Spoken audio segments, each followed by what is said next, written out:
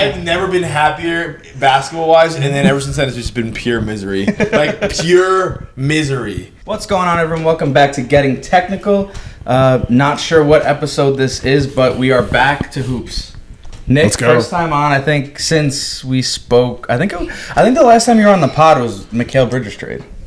Yeah, right around, I guess, free agency still over the summer last year, so Jules, excited to be back. You know, Jules, he's always here. But, Yo. I mean, a lot of stuff going on with the NBA. No more football, baseball still in spring training, so it's kind of all hoops right now. We got college basketball where the Johnnies are going off. Let's go St. John's. We got the NBA, Lakers are going crazy, Knicks, what the fuck's going on with them? But, let's talk about it. You want to start off with the Knicks? Yeah, I mean, the elephant in the room with the Knicks is obviously they can't beat the good teams. But I think it's a little bit of time for us to relax as a collective group of Knicks fans. I think going forward, they're clearly the third best team in the East, and I think they have proven that they can flex the muscle over all those bad teams, which the past couple of years that's been some of our Achilles heel is not being able to beat those bad teams and having stupid losses. And I think we've kind of alleviated that. But obviously not being competitive against any of the good teams has been the biggest concern. But I can confidently say, especially after the Miami game we had last night, I still trust Brunson in the end of the game more than any player I've seen put on a Knicks uniform in my lifetime. Which, he's just Captain Clutch. He's going to win that Clutch Player of the Year. He's basically a lock for it. So even though it hasn't been close with Boston and Cleveland, I think that once we get to that level and once we can make it close with them, which is a big ask, I think we'll be able to get there. Yeah, I think right now the Knicks remind me of the Yankees ever since they've won that World Series in 2009. They kind of, right now they take care of the bad teams. They beat them pretty convincingly. They're really good against some of the other top teams. I believe they're 6-0 or something against the top, the 2 or 3 seeds in the West or something like that. Top, they're 6-0 against the top 3 teams in the West. 6-0 against the top 3 teams in the West. 2 to 5. They're 6-0. They're 6-0 against teams. Everybody but the Thunder in the West. Just it's hard to say. They're 6-0 against everyone at the top of the West outside of the Thunder. Yes. But with that being said, I think right now, it's just evident that they're a top 5 team in basketball, but the top 3 teams are in a different tier than I think the Lakers, the Knicks. You can throw in a few other teams there, but for the most part, to me, that top 5 rounds out is the Knicks and the Lakers are in there. You can put them 4 or 5, whatever you want to do. But then I think you go Cavs, Celtics, OKC, whatever order you want to put them in right now. I think you got to put the Nuggets in that. I think the Nuggets are better than the Knicks. I just the Nuggets are just still up and down right now. I'm not sure, they have Jokic, so sure. You want to take one of those teams out, sure. But regardless, the moral of the story is the top 3 teams in the NBA right now are pretty set in stone. Yeah. And there seems to be a gap between them and everyone else right now. That's part of why it's felt hopeless being a Knicks fan. Because, you're good. We're really good. Yeah. We're, this is one of the best Knicks teams that 20 we've games seen. over 500. What do you mean? But we're just not the top. We're not one of those top 3 teams. And just that gap is very wide, which, we've seen it in those games. But I don't think that. I think that cluster of us, Nuggets, and then you could throw the Lakers in there. You could throw the Warriors in there once they see how Jimmy works with them. I think you'll see that it's just, what are you fighting for? Just to be the third place team in the East? You know what I mean? It's kind of a sad place to be. But I also think in defense of the Knicks, I don't think the Knicks front office going into the season thought this was the final team that they're gonna that's gonna really be a team that's gonna probably win a championship this year.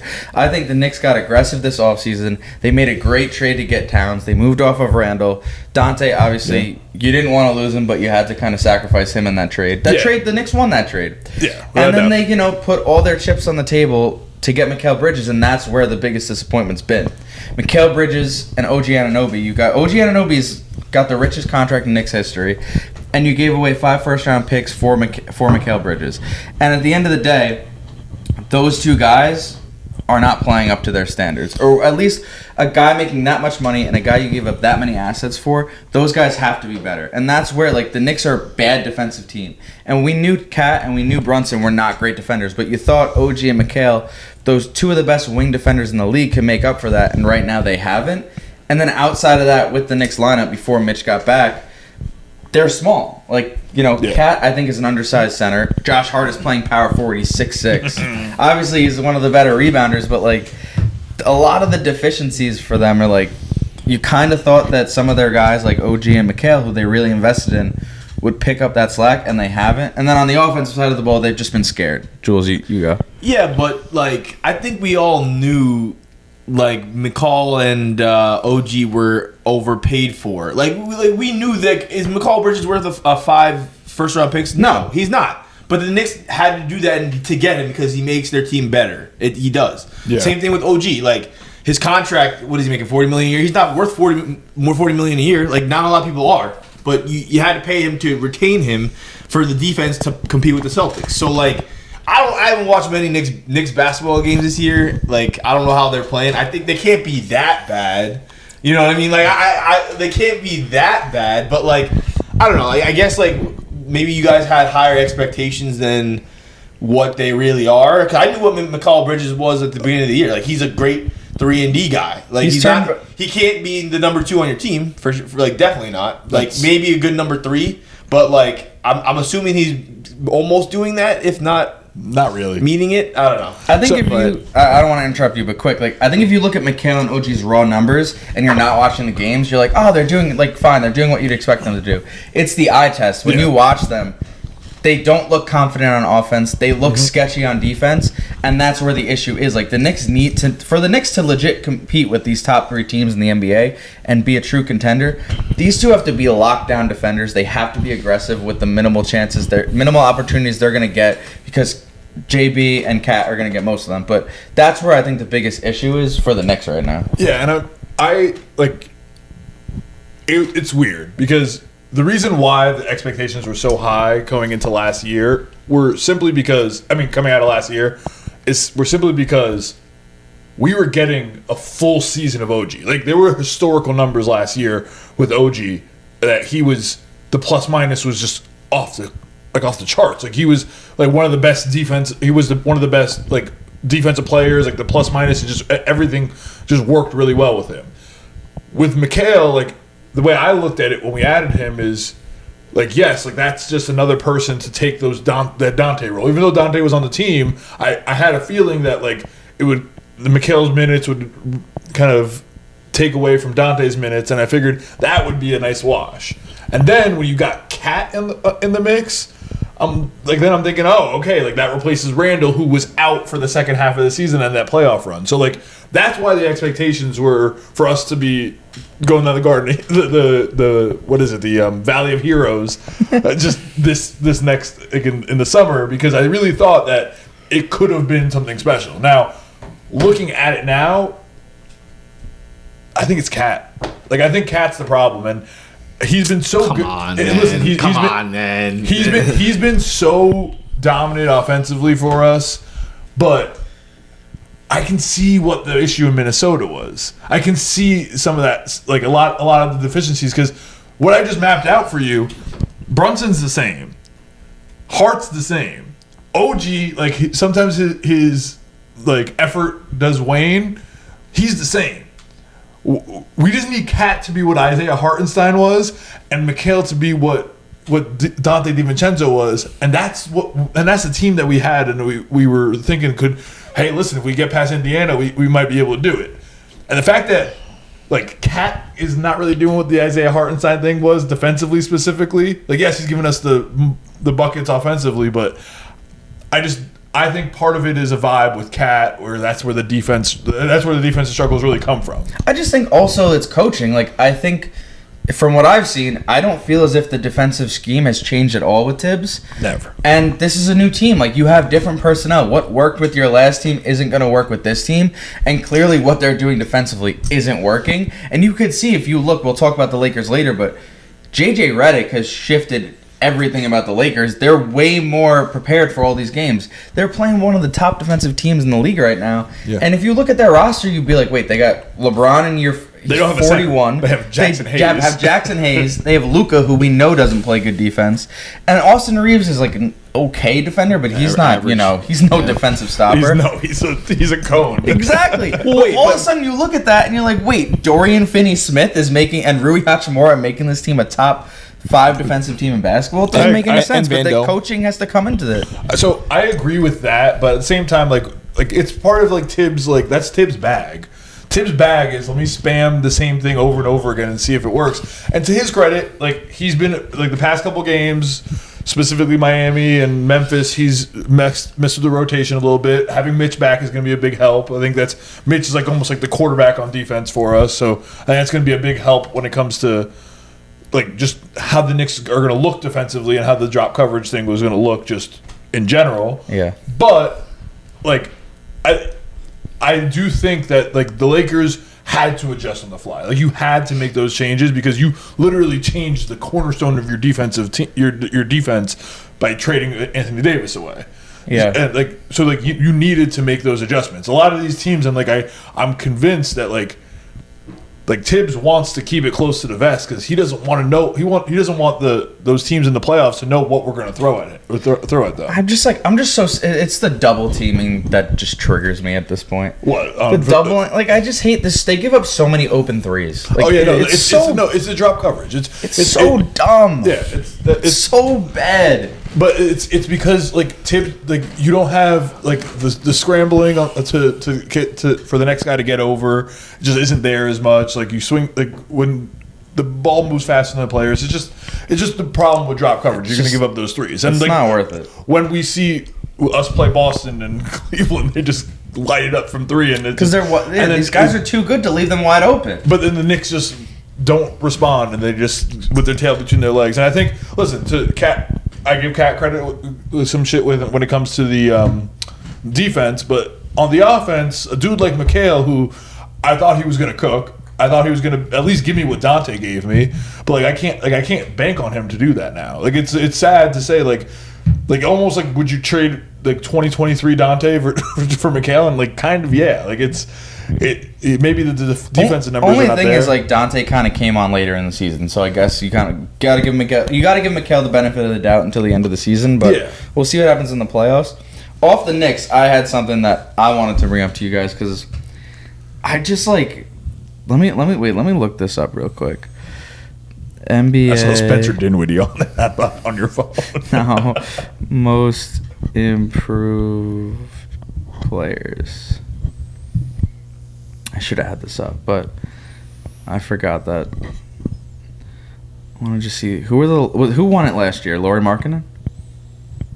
I don't even remember. No, Tyrese Maxey. Okay, yes. Here's my issue with this. I don't understand what has happened to the NBA Most Improved Player Award. Because if you look at the odds right now, they came out today. Cade Cunningham is minus 600. Next is Tyler Herro plus 700. Christian Brown plus 1,500. And Dyson Daniels plus 4,000. Yeah. Why is Cade Cunningham being considered a Most Improved Player? Buddy. He was the number 1 pick in the draft. Buddy, I can give you my league pass. Like, I don't understand. The award is not supposed to be for a guy who was the number 1 pick in the draft, who's becoming exactly who we thought he was going to be. But he wasn't. There was no. But like, if you He wasn't, bro. It's like he's the number 1 pick in the draft. He's the most improved player from last year. Is what they're saying. It's just like it's just. But no, because when he was last year, what like, happened to the game I love? Dog, did he get? No, he wasn't that good last year. He was like a slightly above average point guard. And now he's got the Pistons as a 6 seed when they were like the worst team in the league. He was in what, year 2 last year? This is year 3. This is year 3. It is year 3. I was gonna say either. I think this might be year 4 for him. I don't get it. I don't get it. I get it. I understand. Both sides here. I think that you don't agree with the fact that you can become like a star. Which listen, I'll give you credit, Cade. He was not. This is year 4. Cade was not the star level caliber player that we thought he was, that he should have been, but he was still a star for the Pistons. and then you reach that next level of star, which like now like to be honest, like you're putting him in those like categories of like. Is he in that top 20 range of players in the league? And like if he's, or I think he's solidified himself in top 20. I think top 10 is something where like he's one of those guys that's like nipping to get into that top 10 range. That's a big jump. Like that to do that versus what Dyson Daniels did, to get to like 130th player in the league to like now he's a top 75 player. Like I get it. I would. That's impressive too. But what Cade and them have done, that's crazy. Cade and them. No, like it's not. I'm not even trying to be disrespectful of Cade. Obviously, he's made a huge jump, and the Pistons have made a huge jump too. But like, just the award itself to me, it just feels weird. Like when you're a top prospect and you go number 1 in the draft, like you're expected to be really good. And if he was in like, you know, an Andrew Wiggins type position where he was getting his numbers, but his teams were always horrible, which his teams were horrible, and he was getting his numbers. But for an extended period of time, and then he comes in year 8 and he has this amazing season, like, okay, like that makes sense to me. But Cade, like, this is his fourth season. He played 12 games in 23. He played 12 games in year 2. Wait, so this is his 3rd season. You're justifying, like, you're like, oh, you know, like Andrew Wiggins winning the award makes sense. If I'm saying like if it was like 8 years later, sure, and he just like we thought he was like a bust, and then he came out of nowhere. Sure. Cade, no one who was like I feel like was like actually paying attention was like Cade is like some like bum. He was a bust. He was the wrong guy at number 1. Like I think Cade was always on the right trajectory. He just had terrible team. I think he had a terrible team around him. One more year, he would have been a bust. Like I think, like if he averaged like 22 last year. Yeah, but like so did Jeremy Grant on the on the Trailblazers. I just like the team was so bad. Like it's like the most improved award though. It's more so highlighting the Pistons because it's one thing to be a good player on a bad team. He's now a good player on a good team. Like that's a huge jump. In case you didn't know. Yeah. Like you know what I mean? Like thanks. Devin Booker was snubbed from All-Star games. Oh my god, dropping 30 a game because he was on a bad team. And now once he finally got respect because they started winning, that's a big jump. Wait, didn't Devin Booker not make it this year? Also, he didn't make. He's it on a bad team. That's why. he also playing like shit. Bro's dropping 27 a game. He's playing Bro, like shit. You have not watched. Is he averaging 27 a game? It's 26, 27, something like that. He's probably not. I guarantee he is. Box score Jules. Mm-hmm. I guarantee you, bro. I checked like a couple weeks ago. 26. Oh my god. 45% from the field, young RJ Barrett. Listen, we're not talking about that. I gotta reset it. I mean, did you do the Luka trade? We don't need to talk about that. That was the only other basketball app I had done. I felt bad. I had my buddy on Zoom. You wanted to do it the next day, and I was like, oh, I had stuff going on. But the world did stop when that happened. Dude, I did not even see that until like it happened at night, like pretty late. I woke up to that. I just thought it was fake, honestly. Honestly, and like I know we recently had the NBA Centel like resurgence when it like died and came back. He's back. But like Centel is the reason why we were so shocked by that. Because everyone was like, it's gotta be Centel. It's gotta be Centel. Everybody thought it was fake. So like the fact that like we had that thought process, it's all Centel. That's the real MVP from this. Fuck the Lakers. I don't know. The Mavs are just like Nico Harrison, they just hate themselves. Dude, the shit today with Sean sent with the 8% raise raising their prices as their team is as worse as it's been in years. It's not if AD comes back though, I'm not gonna lie, like he looked insane in that one game where he was playing with them. He's been a top 10 player in the league this year. Yeah, they need him to play. Yeah. I mean, listen, the Mavs will be fine the next 2 years. They traded their next 10 years away. So they're kind of Nico Harrison's just betting on winning a chip in the next 2 years, 2 or 3 years. They're not winning a chip. Exactly. So it's not a good trade. That's why everyone doesn't like the trade. But like, I mean, it's Luka Doncic. That's the other like reason why. But if they were said, hey, like you need to win this year or you're fired, then I get the move as a GM for him. But I don't know. It's a bad trade. Yeah, I mean, but the Lakers I think are officially the 2 seed in the West. I think they're 11-2 in their last 13 games. Yeah, but like Jules' point too about the trade, and kind of like I don't want to kind of harp on a trade that happened like 4 weeks ago at this point, but like the point of if Luka wasn't going to take it seriously at all, he definitely wasn't going to take it seriously after you paid him. So after you give him that mega extension, he wasn't going to just like be like, okay, now I got to turn it up. Like, if he was not being serious about it, like, I understand that the change of scenery is something that the Mavericks needed. And listen, they should have gotten more from the Lakers. What they got was okay. Like, I guess it was okay. Yeah. But I mean, it's all been said before, but I think the real thing is not trading Luka for what you got. I think it's like not shopping one of the best young players we've ever seen. Yeah, but that's the issue. You shopped him.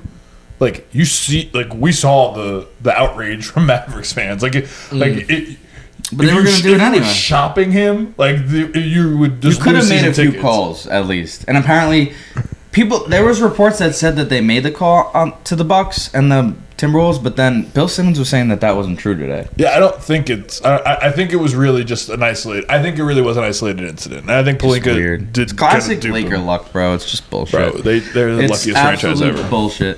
But yeah, I mean the Lakers look insane right now. Yep. They have one of the best defenses in all basketball. I saw this stat today.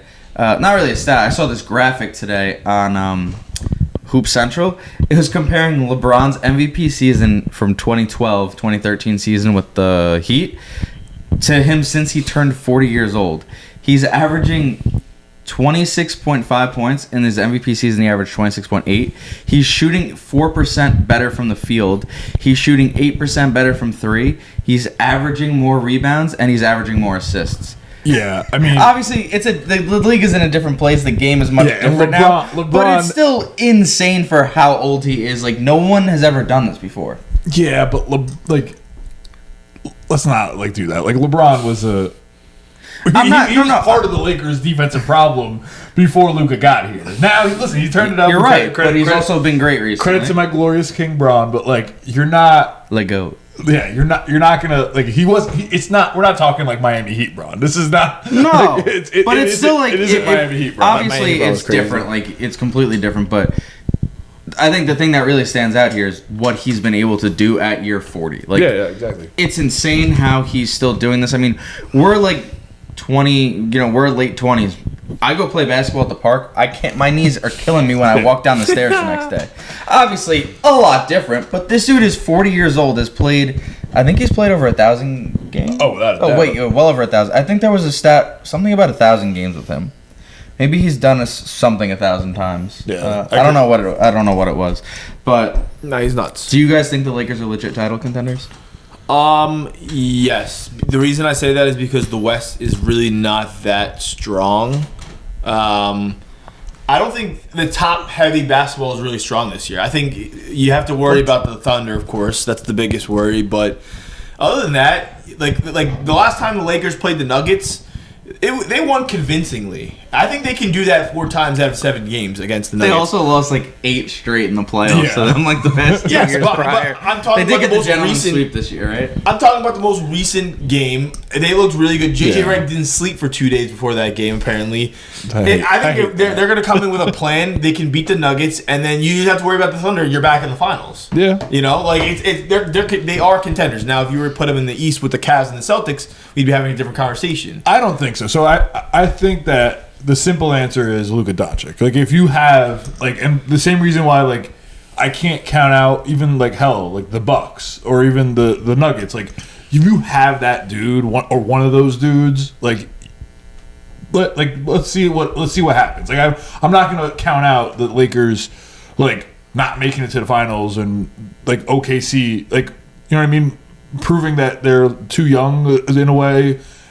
I think I would just hold my breath with Luka. I'm not gonna hold. I'm gonna see what happens with them. Yeah, I mean, when you have one of those top 5 guys, there's 7 guys in the NBA that are true number 1 guys that you can count on and you trust. 7, maybe 7, probably less than 7.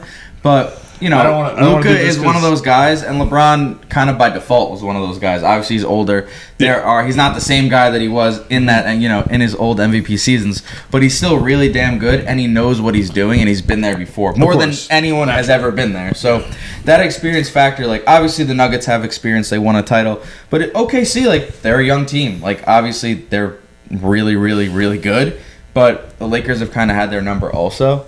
So I think in the West they have a real chance to get out. I would be surprised if they beat like the Celtics or the Cavs, Right. honestly. Yeah, but like I said, like But it's possible. When you have one of those guys, you have a chance. like Anything can happen. Yeah, when you have one of those guys, and like that's the same thing with like the Nuggets. Like if you have Luka, if you have Jokic, like you can do that. Like with the Bucks, like I'm sorry, like the Celtics are great, but like if you get into a series and it's like Giannis versus Tatum, like that's the alpha in the series the whole way, and I would still not just like slam dunk pick the Celtics over the Bucks every single time.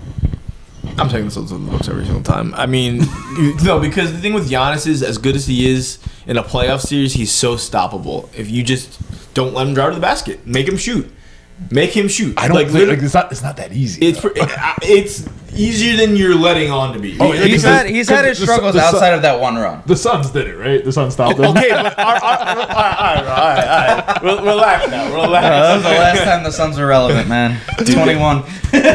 Dude, I saw a video. We were up 2-0 in that series. I've never been happier basketball-wise, and then ever since then, it's just been pure misery. Like, pure misery. Yeah. I don't even want to talk about that fucking team. Anyway, I think it's Celtics, Cavs, Lakers, Thunder. You gotta put the Nuggets in there, dude. With a sprinkle of Nuggets if they get hot. If Jamal Murray does some witchcraft shit again, even though he's ass. No, he's been playing better now. He's ass, bro. I don't want to hear it. Bro, Nick was saying he was better than LeBron a year ago. What are you talking about? I mean, there's a difference between that ridiculous statement that he made and him being ass. All right. You did kind of corroborate it when I said it. So, like, He was coming off that Rob's shit. He was coming off that Nah, shit. Rob was saying, hear me out. Rob was saying, hear me out. Like, I low-key side with Nick on that. I'm not gonna lie, I was definitely on the wrong side of history. Yeah, no. I don't want to hear it, bro. Bro, at the end of the day, Bold like takes. Jamal Murray, he played himself into shape. He looks good now.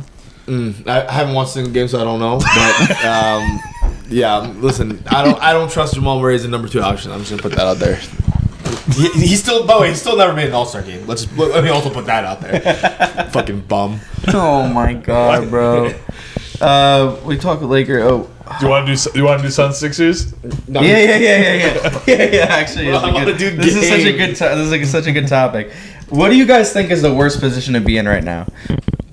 Oh wait, no. Let me rephrase that. Rephrase that. Which team is in a worse position right now? The Suns or the Sixers? Because Bill Simmons was talking today. He said he thinks it's the Suns, but I think it's the Sixers at this point. Your franchise player, you're debating trying to find a way for him to retire because of injuries next year. Paul George, a guy you just gave $200 million, is playing the worst basketball of his life.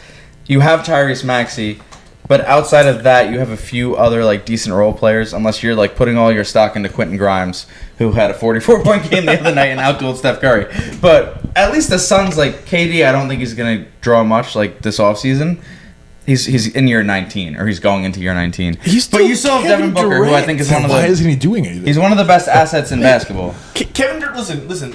The Suns will get enough for Kevin Durant. No, who is giving up a lot? He was for an Kevin all-star Durant? starter this year. He's an all-star starter. He's I don't almost care. 40. Doesn't matter. He will go for. And he's on the last year of his contract. He will go for 2 firsts at least, and 1 or 2 pretty good players. I'm not saying all-star caliber, but like maybe one near all-star caliber player, 1 really good role player. He'll go for around that. So not much. I think for Kevin Durant, that's not much. I think he gets less. You get less than that. Now. Yeah, I honestly I'm gonna zag, and I'm gonna say I think the Suns are in a worse spot. They're not. You said the Sixers before. I know. But No,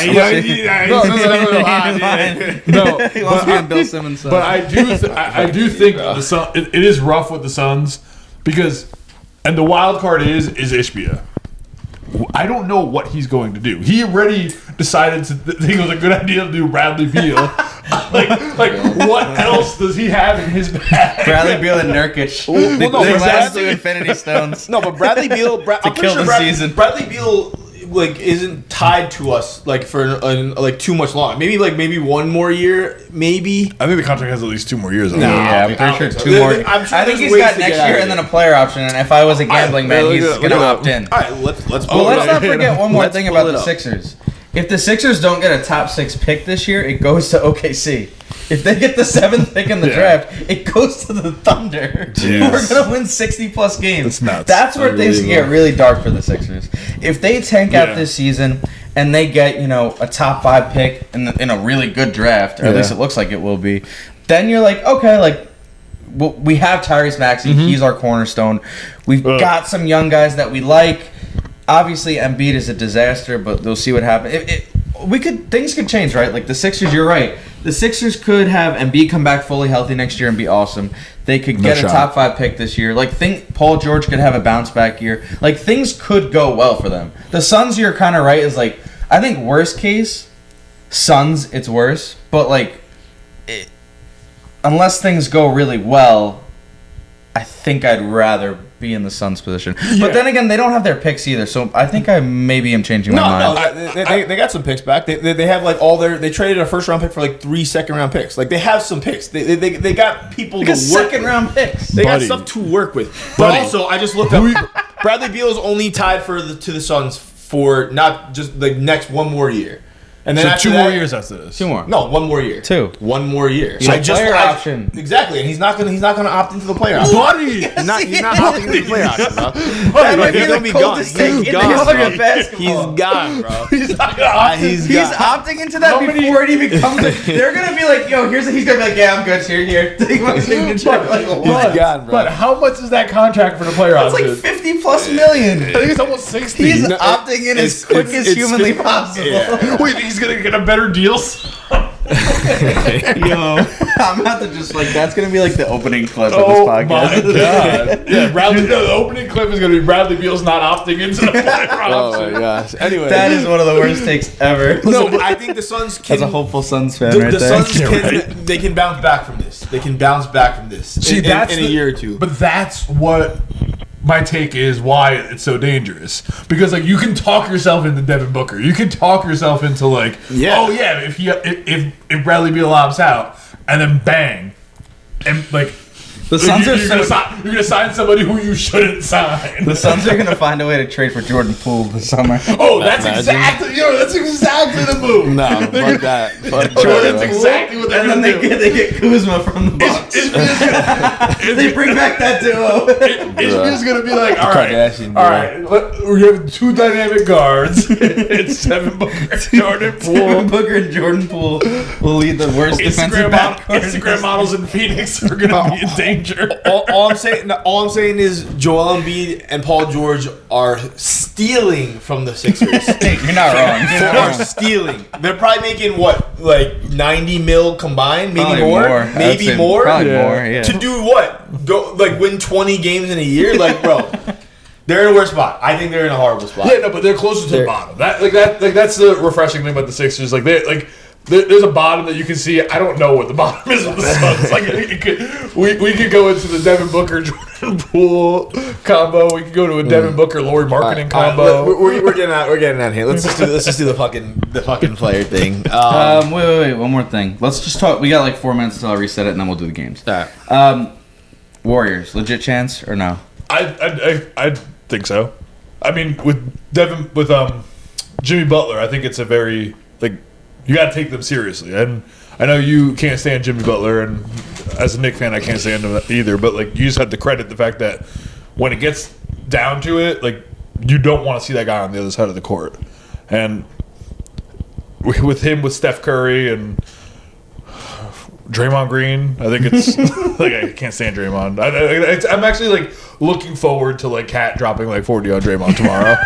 Yo, why is he always talking shit about Cat? I don't get it. He's just after all that. After all that.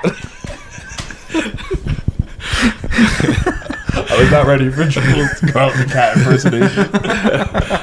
Wait, did you see the clip of Cat and D'Angelo Russell talking about being the Timberwolves or whatever, and they were D'Angelo was I was watching them, and he was I was you know what they need right now?